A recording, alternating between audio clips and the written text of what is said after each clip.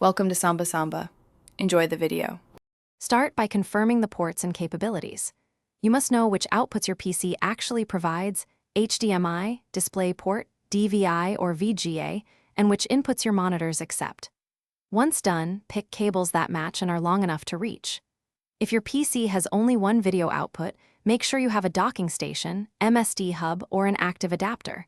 Otherwise, plan to use the discrete GPU outputs. This upfront check prevents wasted time later. Now connect hardware. Plug each cable from an available output to a monitor input and power both displays. If you had only one video port, use an active splitter, USB-C/Thunderbolt dock, or DisplayPort MSD hub. Passive splitters won't extend screens. Next, boot your PC, right-click the desktop and open Display Settings, Windows, or System Preferences Displays, Mac OS. Make sure both monitors are detected, then arrange them to match physical placement, and choose Extend versus Duplicate for the desired workflow. Finish by setting each monitor's resolution and refresh rate to its native specs. Select the primary display for taskbars and menus. Make sure GPU drivers are current.